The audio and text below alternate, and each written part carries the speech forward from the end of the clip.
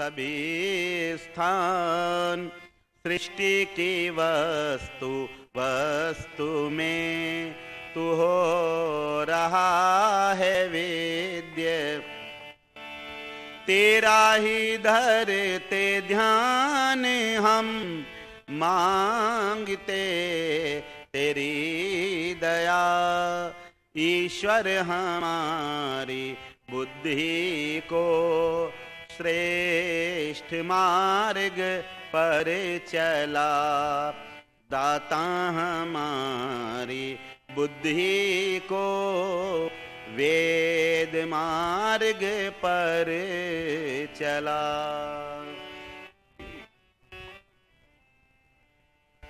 एक भजन मेरे साथ मिलकर बोलेंगे।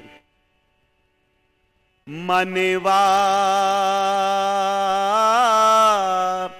ओम सुमिर दिन रैना।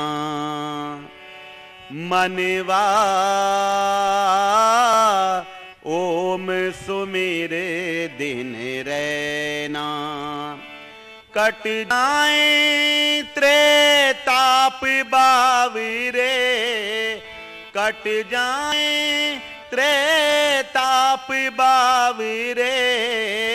पाएगा सुख चैना। मनवा ओम सुमिरे दिन रैना। मनवा ओम सुमिरे दिन रैना।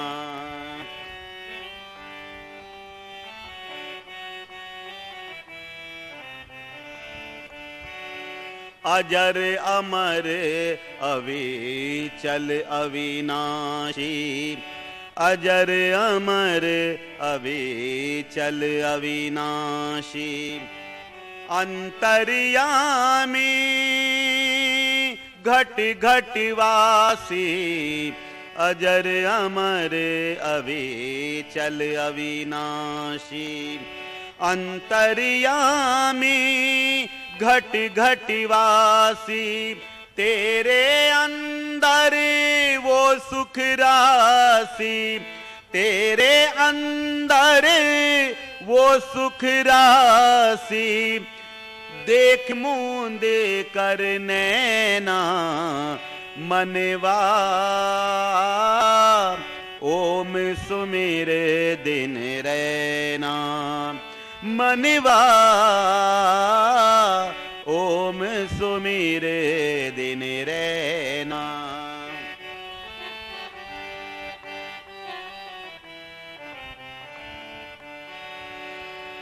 सहज किनारा मिल जाएगा।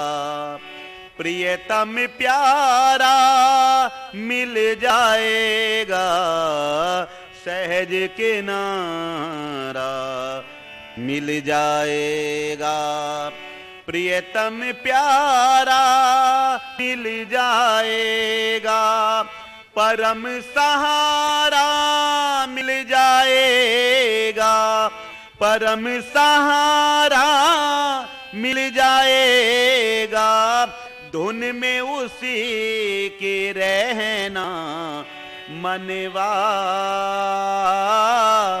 ओम सुमिर दिन रैना। मनवा ओम सुमिर दिन रैना।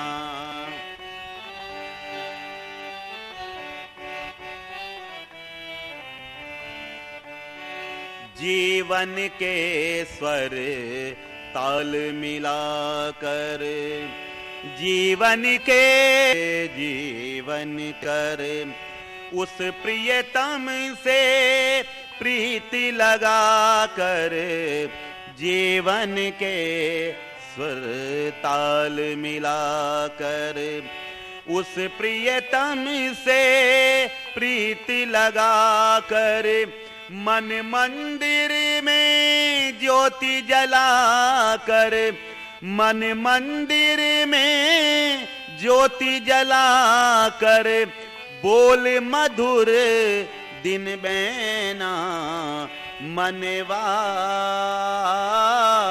ओम सुमेरे दिन रैना, कट जाए त्रेताप बावरे, पाएगा सुख चैना मनवा। ओम सुमिर दिन रैना, ओम सुमिर दिन रैना, ओम सुमिर दिन रैना, ओम सुमिर दिन रैना। बोलिए सच्चिदानंद भगवान की, बोलिए सत्य सनातन वैदिक धर्म की, बोलिए महर्षि स्वामी दयानंद जी महाराज की।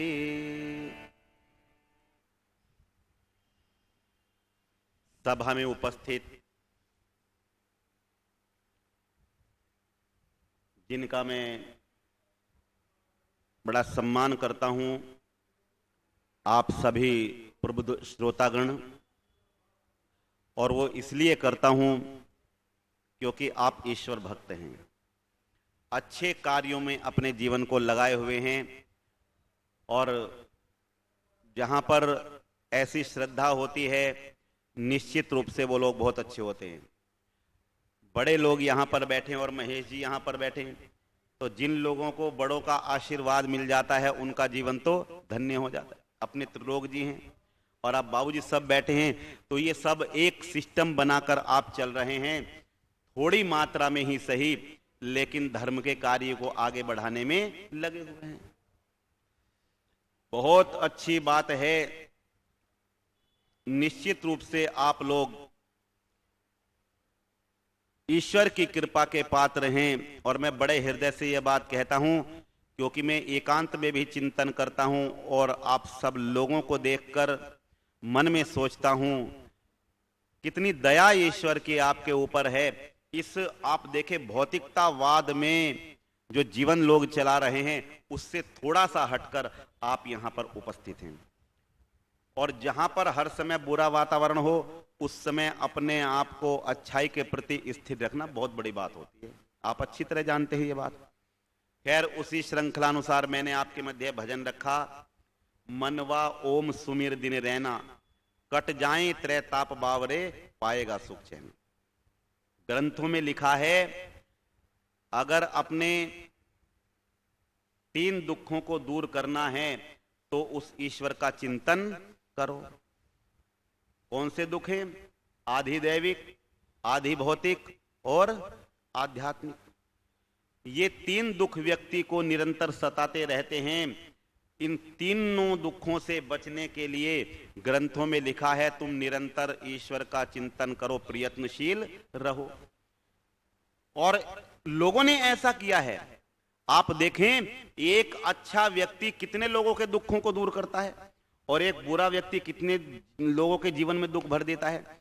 जब आप रामचरितमानस पढ़ेंगे तो आपको पढ़ने के लिए चौपाई मिलेगी, दैहिक दैविक भौतिक तापा, राम राज काहू नहीं व्यापा। अर्थात श्री रामचंद्र जी के राज्य में ये तीनों दुख नहीं थे। आप देखें क्यों? क्योंकि उन्होंने वैसी व्यवस्था बना रखी थी। अच्छा, क्या आज नहीं हो सकता ये? अगर आज भी सिस्टम बनाया जाए तो आज भी हो सकता है। बनाने की जरूरत है। जैसे हमें समाज में कोई प्रथा बंद करनी हो तो एक व्यक्ति के करने से नहीं होती। जब सारे लोग उस पर स्थिर हो जाते हैं, सच बताना, फिर वो बंद हो जाती है नहीं हो जाती। पर पहले राजे महाराजे थे, इसलिए एक ही व्यक्ति इन कार्यों को कर देता था। आज प्रजातंत्र है, कोई राजा अच्छा कार्य करना भी चाहता है तो प्रजा हंगामा कर देती है। पर उस समय ऐसा नहीं था। अगर राजा ने कह दिया वेद पढ़ना है तो सबको वेद पढ़ना है, कोई मना नहीं करता था। अगर राजा ने कह दिया दान देना है तो सबको दान देना है। और जब आप महाभारत पढ़ेंगे तो आपको ये सारी चीजें पढ़ने के लिए मिलेंगी। ऐसे ऐसे राजे महाराजे हुए जिनके राज्य में दान की प्रथा चलती थी, सुनाऊंगा चर्चा उनकी में। और जिनके राज्य में वेद पढ़ो, वेद सुनो की ध्वनि गुंजायमान होती थी। ऐसे ऐसे भी इस देश के अंदर राजे महाराजे हुए हैं। लेकिन सारी व्यवस्थाएं बिगड़ती चली गई, लोग वेदों के मार्ग को छोड़ते चले गए और वेदों के मार्ग को छोड़ने के कारण आप देखें अपनी भी हानि की है और दूसरों की भी हानि की है। ये आप भली भांति जानते हैं इन बातों को। पर लिखा है अगर तुम्हें अपने तीनों दुखों को दूर करना है तो इन्हें तुम ईश्वर भक्ति के द्वारा दूर कर सकते हो और किसी चीज के द्वारा दुख दूर नहीं कर सकते, क्योंकि वो ईश्वर इन सारी चीजों को दूर करने वाला है। पर आज लोग ईश्वर का चिंतन करने के लिए तैयार नहीं होते और सारे कामों को करने के लिए तत्पर रहते हैं, लेकिन इन दुखों को दूर करने के लिए व्यक्ति पुरुषार्थ करने में समर्थ नहीं हो रहा है। इसका कारण यही है क्योंकि हमने सत्संग में आना छोड़ दिया, स्वाध्याय करना छोड़ दिया। पर आओ, अगर इन तीनों चीजों को दूर करना है तो देखो, मनुष्य ही नहीं पशु पक्षी भी इन्हें दूर करना चाहते हैं। पशु पक्षी भी इन्हें दूर करना चाहते हैं, वो भी नहीं चाहते हमारे जीवन में ये दुख हो। मनुष्य भी चाहता है हमारे जीवन में ये दुख ना हो, लेकिन कार्य करने के लिए तैयार नहीं हो रहा है। पर जब तक किसी कार्य को हम नहीं करेंगे तब तक ध्यान रखना हमारा कल्याण नहीं होगा। और दुख तो व्यक्ति के साथ निरंतर चलते रहते हैं, दुख तो व्यक्ति के साथ निरंतर चलते रहते हैं, क्योंकि जब रोड पर गाड़ी चलेगी तो सच बताओ टायर घिसेंगे या नहीं घिसेंगे? घिसेंगे। मशीनरी में थोड़ी कमी आएगी नहीं आएगी? निश्चित रूप से आएगी, क्योंकि रोड पर चल रही है। अगर आप ईश्वर का भजन करेंगे तब भी, नहीं करेंगे तब भी, ये सामान्य दुख तो व्यक्ति को होगा। और मैंने शायद पिछली बार भी चर्चा की हो, अगर व्यक्ति इसे दुख मानता है तो ये कभी व्यक्ति का दूर नहीं हो सकता। अच्छा, परिश्रम करने को अगर व्यक्ति दुख माने तो क्या दूर हो जाएगा? भाई, मेहनत करने को अगर व्यक्ति दुख माने तो ये दुख दूर नहीं होगा, क्योंकि रोटी खाने के लिए मेहनत तो करनी पड़ेगी। अब मैं अहमदाबाद आया हूं, वहां से आप भजन गाने के लिए बुला रहे हैं और मैं सोचूं भाई वहां जाना पड़ेगा, कुबेर नगर भजन गाने पड़ेंगे, तो बहुत कठिनाई की बात है। तो बताओ, इसे हल कर सकता है ईश्वर? भाई, इतना तो करना ही पड़ेगा। जब इतनी दूर से बुलाया है तो भजन गाने पड़ेंगे, हवन कराना पड़ेगा। तो ये दुख दुख नहीं होता, ये तो पुरुषार्थ होता है। और लिखा है ग्रंथों में, पुरुषार्थ ही इस दुनिया में सब कामना पूरी करता है। पुरुषार्थ ही इस दुनिया में सब कामना पूरी करता है। मन चाह फल उसने पाया, जो आलसी बनकर पड़ा न रहा। जो व्यक्ति निकम्मा होता है, निठल्ला होता है, ध्यान रखना वो पृथ्वी के पदार्थों का भोग नहीं किया करता। क्योंकि जिस वेद ने ईश्वर का चिंतन करने की बात कही है सज्जनों, माताओं, बहनों, उस वेद मंत्र में ईश्वर ने यह भी आज्ञा दी है, वीर भोग्या वसुंधरा। अर्थात पृथ्वी के पदार्थों का भोग निकम्मे लोग नहीं किया करते, निठल्ले लोग नहीं किया करते, पुरुषार्थी कर्मशील व्यक्ति ही पृथ्वी के पदार्थों का भोग किया करते हैं। अच्छा, इस जीवन आत्मा का एक नाम क्या है दूसरा? मैंने उस दिन भी बताया था शायद, कृतु कहते हैं इसे। कृतु कहते हैं, कर्मशील कहते हैं, क्योंकि ये बिना कर्म किए नहीं रह सकता। आप कितना भी प्रयत्न करो, ये कृतु नाम दिया है इसका, ये बिना कर्म किए नहीं रह सकता। कितना भी व्यक्ति थका हुआ हो, लेकिन नहीं रह सकता जीवात्मा बिना कर्म। आप यहां बैठे हैं तो कभी अनुभव करना, हम सुन रहे हैं सत्संग, ध्यान हमारा सत्संग की ओर है, भजनों की ओर है, लेकिन आपने देखा होगा व्यक्ति हाथ से ऐसे करता रहता है, कोई ऐसे करता रहता है, कोई ऐसे करता रहता है, कोई तिनके तोड़ता रहता है। ऐसा क्यों होता है? क्योंकि जीवात्मा बिना कर्म किए नहीं रह सकता। कर्म करना इसका स्वभाव है। तो ईश्वर कह रहा है, तेरा स्वभाव कर्म करना है, बिना कर्म किए तू नहीं रह सकता। पर अपने आप को अच्छे कर्मों में लगाने का प्रयत्न करना, बुरे कर्मों में लगाने का प्रयत्न मत करना। जिस दिन तूने अपने आप को बुरे कर्मों में लगा दिया, उस दिन तेरा जीवन दुख में हो जाएगा। तीनों दुख आकर तुझे सताने लगेंगे। इसलिए कहा है, अगर तुम्हें अपने जीवन को उत्तम बनाना है तो इन दुखों से बचने का प्रयत्न करो। पर क्या करें, आज लोग इस चीज को समझने के लिए तैयार नहीं हो रहा है। पर बहुत सुंदर समझाने का प्रयत्न किया है। अगर तुम्हें इस चीज को प्राप्त करना है, दुखों को दूर करना है, तो चर्चा हमारी आपके मध्य चल रही है। देखो, ईश्वर भक्ति के साथ साथ हमें दुख दूर करने के लिए और क्या करना पड़ेगा? बहुत सुंदर लिखा है,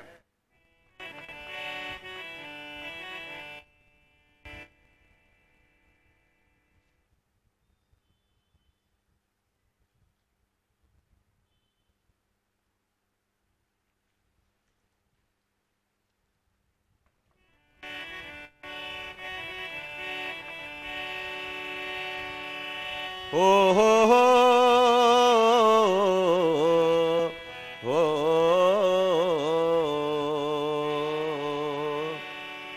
मानव मानव मानव तू अगर चाहे दुनिया को हरा देना, बस ईश्वर के आगे सिर अपना झुका देना। मानव तू अगर चाहे दुनिया को हरा देना।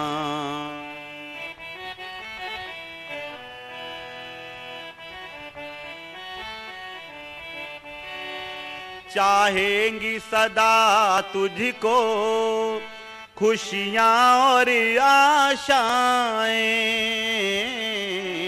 चाहेंगी सदा तुझको खुशियां और आशाएं, चूमेंगी चरण तेरे सब और सफलताएं, जीवन को पथिक उसकी राहों में लगा देना। मानव तू अगर चाहे दुनिया को हरा देना, बस ईश्वर के आगे सिर अपना झुका देना। मानव तू अगर चाहे दुनिया को हरा देना। मानव तो अगर चाहे दुनिया को हरा देना, बस ईश्वर के आगे सिर अपना झुका देना। और लिखा है अंतिम पंक्ति में, चाहेंगी सदा तुझको खुशियां और आशाएं, चाहेंगी सदा तुझको खुशियां और आशाएं, चूमेंगी चरण तेरे सब और सफलताएं, जीवन को पथिक उसकी राहों में लगा देना। जब व्यक्ति अपने आप को ईश्वर की राह में लगा देता है, अर्थात उसके बताए हुए अनुसार अपने आप को चलाता है, तो ध्यान रखना फिर जिसको भी चाहता है व्यक्ति उसे अपने आगे झुका सकता है। आपने एक कहानी सुनी होगी, घटना सुनी होगी। एक हुए हैं बलिराम जी, आपने अगर सुना हो, उनका नाम था, जो दरबार में दरबारी थे बलिराम जी। तो राजा औरंगजेब का उस समय शासन चल रहा था। तो औरंगजेब के शासन का नियम था 3 बार झुककर सलाम किया जाता था। तो बलिराज जी आए, उन्होंने 3 बार झुककर सलाम किया, लेकिन राजा ने कोई उत्तर नहीं दिया। तो बड़ी घिन सी आई, जैसे आप यहां पर आए और आप मुझे नमस्ते करें, लेकिन मैं आपकी ओर ना देखूं, तो 1 बार 2 बार 3री बार आप कहेंगे भाई बड़े अभिमानी व्यक्ति हैं, हम तो नमस्ते कर रहे हैं और हमारी ओर देख भी नहीं रहे। तो थोड़ी सी एक कष्ट सा महसूस होता है। तो बलिराम लौटकर चले गए। तो उन्होंने फिर थोड़ी देर बाद में पूछा, क्या आज सभा में बलिराम नहीं आए? तो लोगों ने उत्तर दिया, बादशाह आए थे, उन्होंने आपको सलाम किया, लेकिन आपने कोई उत्तर नहीं दिया, तो वो लौटकर चले गए लौटकर। तो कहा जाओ उन्हें बुला कर लाओ। तो जब व्यक्ति को ध्यान रखना घिन हो जाती है ना किसी से, तो फिर वो अपने जीवन का रास्ता बदल देता है।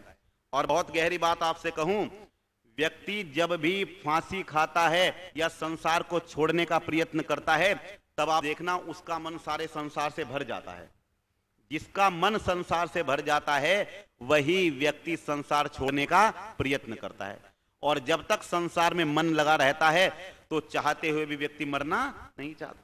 आप देखें, रोता है व्यक्ति, चिल्लाता है मैं मरना नहीं चाहता, और जब संसार से व्यक्ति का मन भर जाता है, फिर कितने भी लोग उसे रोके, लेकिन फिर वो रुकने का प्रयत्न नहीं करता, वो संसार छोड़कर चला जाता है। ये बहुत गहरी बात विद्वानों ने लिखी है ग्रंथों में, और अनुभव भी बहुत सारे लोगों ने किया है।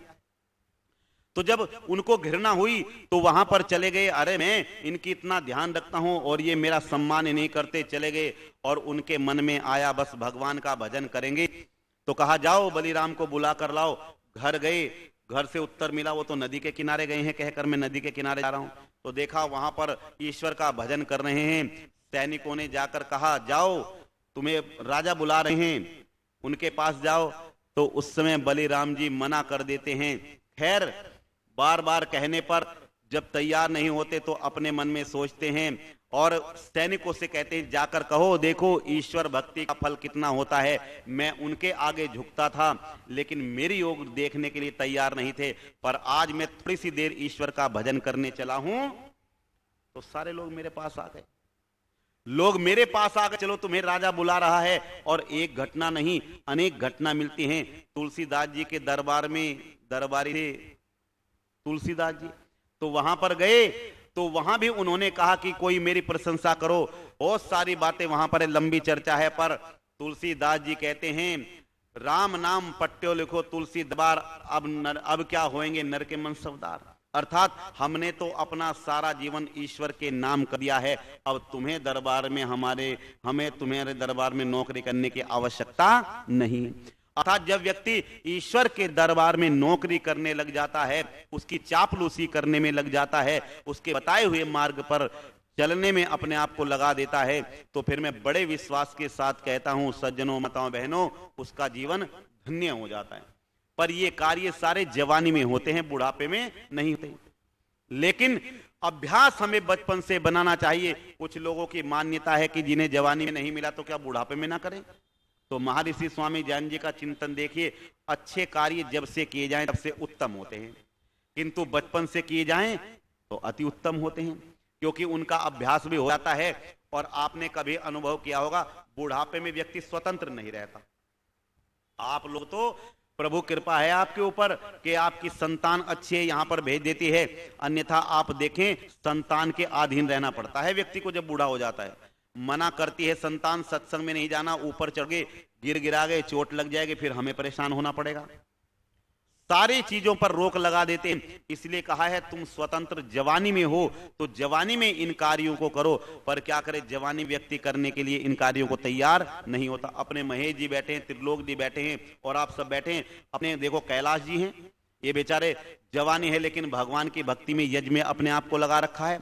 ये बहुत बड़ी बात है। जब अभी से इस कार्य को करेंगे तो निरंतर अच्छाइयों की ओर बढ़ जाएंगे और जीवन उत्तम बन जाएगा। इसलिए बहुत सुंदर पंक्ति लिखी है, मेरे साथ मिलकर बोलेंगे। इस मानव चोले को पाकर जीवन बर्बाद न कर, प्रभु चिंतन कर। इस मानव चोले को पाकर जीवन बर्बाद न कर, प्रभु चिंतन कर। बोलो, इस मानव चोले को पाकर जीवन बर्बाद न कर, प्रभु चिंतन कर। मन रूपी मंदिर के अंदर दुर्गुण आबाद न कर, प्रभु चिंतन।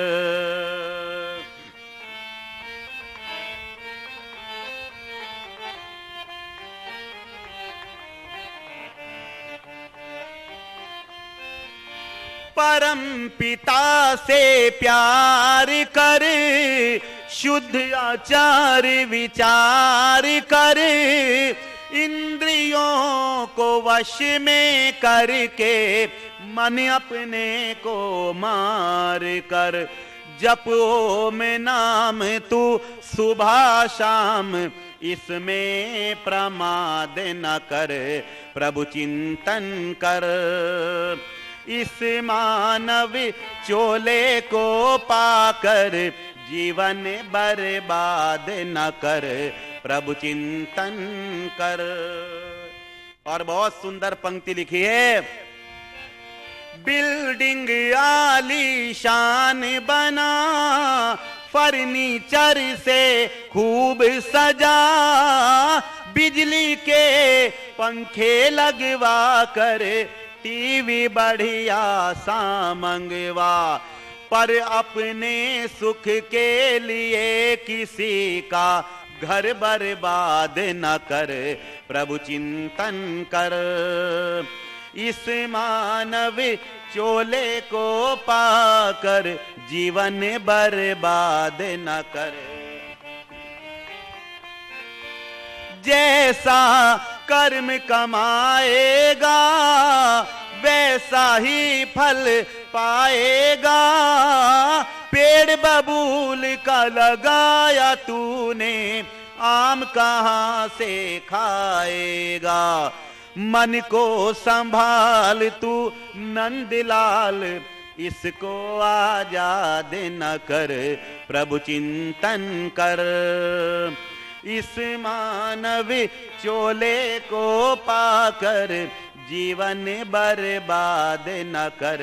प्रभु चिंतन कर, प्रभु चिंतन कर, प्रभु चिंतन कर। इस मानव चोले को पाकर जीवन बर्बाद ना कर, प्रभु चिंतन कर। और बहुत सुंदर लिखा है, जैसा कर्म कमाएगा वैसा ही फल पाएगा। पेड़ बबूल का लगाया तूने, आम कहां से खाएगा। मन को संभाल तू नंदलाल, इसको आजाद न कर।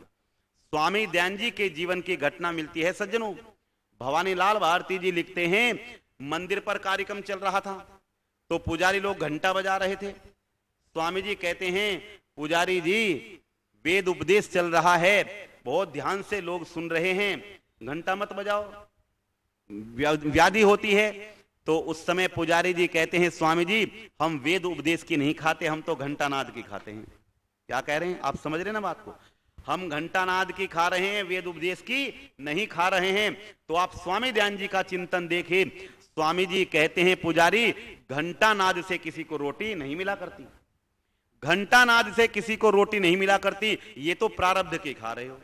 अरे पूर्व जन्मों में तुमने ऐसे कर्म किए हैं जो तुम्हें हल्का सा परिश्रम करने पर इतनी सुख सुविधाएं प्राप्त हो रही हैं, तुम इसका धन्यवाद करो। प्रभु तेरी बड़ी कृपा है, थोड़ा सा परिश्रम करने पर मेरी सारी सुख सुविधाओं की पूर्ति हो रही।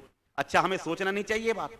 अब मैं यहां पर बैठा हूं भाई, मैं बढ़िया भजन भगवान के गा रहा हूं, लेकिन देखिए कितना सम्मान मेरा हो रहा है।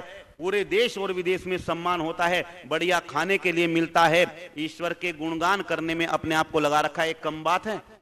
बताओ ये क्यों है? मेरा इतना परिश्रम नहीं है, जितना सम्मान किया जाता है, जितना भोग पदार्थ मुझे खाने के लिए मिलते हैं। लोग हवाई जहाजों से बुलाते हैं, बढ़िया एसी गाड़ी से बुलाते हैं, कोई मेरा ज्यादा पुरुषार्थ नहीं है, लेकिन ये सब क्या है? प्रभु की कृपा है। अगर इसके बाद भी मैं उसका धन्यवाद ना करूं तो बताओ मुझसे बड़ी कृतज्ञता और क्या हो सकती है? इसलिए मैं तो हृदय से कहा करता हूं ये, और आपके लिए भी कह रहा हूं, मैं खुद भी करता हूं। आप बढ़िया जगह बैठे हैं, दूसरी ओर देखो लोग कितनी मेहनत करने में लगे हुए हैं, कैसी मेहनत करनी पड़ती है।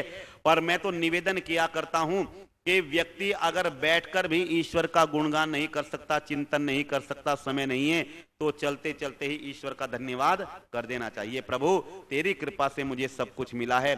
और ध्यान रखना, और क्या क्या करने से हमें सुख मिल सकता है। तो बहुत सुंदर पंक्ति लिखकर लाया था, लेकिन कल को उसकी चर्चा करेंगे। व्यक्ति 3 काम अपने जीवन में जरूर करे: ईश्वर का गुणगान, बड़ों का सम्मान और शुभ कर्मों में दान।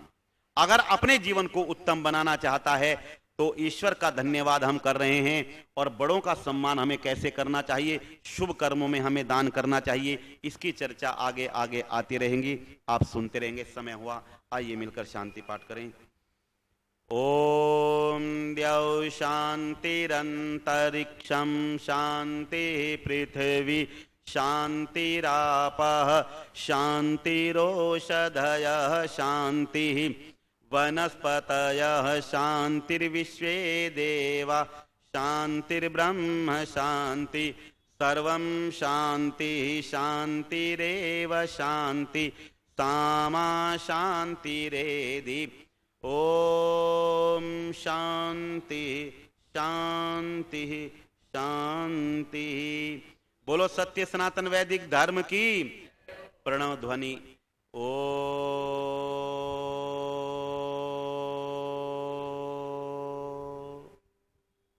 वैदिक अभिवादन सभी को सादर नमस्ते।